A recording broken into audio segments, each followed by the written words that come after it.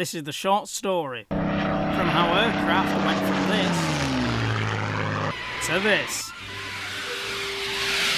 The Gloster Whittle E.28/39 was the first jet aeroplane to fly in Britain. It was built to test the viability of the turbojet engine invented by Flight Lieutenant Frank Whittle.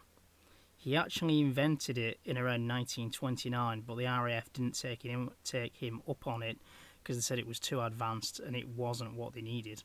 Apart from its power plant, the aircraft designed by George Carter of Gloster Aircraft was thoroughly conventional. It was a compact, all-metal, single-seater with a monocoque fuselage, a low wing and a short retractable tricycle undercarriage.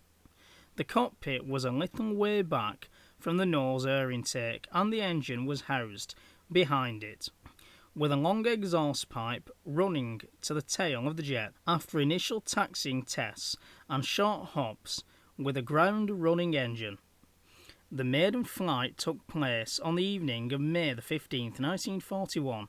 Test pilot, Flight Lieutenant Jerry Sayer, kept the aircraft in the air for 17 minutes without incident. Over the next 13 days, the prototype clocked up 10 hours of flying time, without needing to remove the engine cover.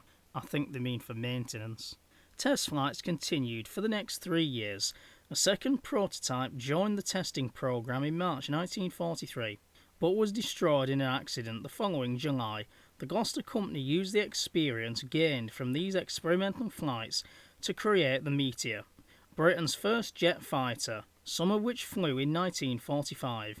The original E.28/39 is now an exhibit at the Science Museum in London. Specifications: power plant, 1,760 pound thrust power jets, W2/500 turbojet engine, wingspan 29 feet, wing area 147 square feet, length 25 feet 3 3/4 inches, gross weight 3,748 pounds, maximum speed 466 miles per hour at 10,000 feet, accommodation 1 crew, and first flight 15th of May 1941. If this would have entered production, then it would have been fitted with 4 50 caliber Browning machine guns, I don't know, probably the nose, and the endurance was only 56 minutes. Service ceiling 32,000 feet, time to altitude, which is 10,000 feet, 22 minutes, so that is quite slow for a jet, but of course it was one of the very first jets to ever fly. And this is the list of the others.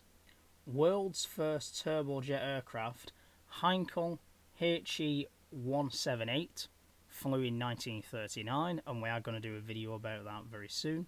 Heinkel HE-280, world's first turbojet fighter, but didn't enter service. Messerschmitt Me-262, world's first operational turbojet fighter. Bell P-59A, first US turbojet fighter, I think that was 1942. Lockheed P-80 Shooting Star, first US operational jet fighter, I think that was 1944.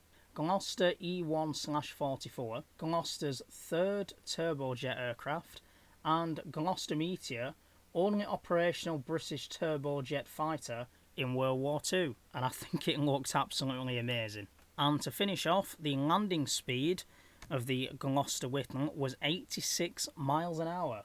The operators, the one and only operator should I say, was the Royal Aircraft Establishment, and surviving aircraft looks like there is 2. It's actually a full-scale replica at the Jet Age Museum, I think that's Coventry, and Whiskey 4041, which was the very first one to take flight, is at the Science Museum in central London, hanging from the ceiling. And there was only 2 prototypes built. So coming in June of 2023, we have a brand new series, Real Heroes. So they're not just the test pilots inventors, designers, and land speed record drivers, but it could also be people like Alan Turing, for instance. So I'm very looking forward to getting that new series done. And there's something else I've wanted to do for quite a long time.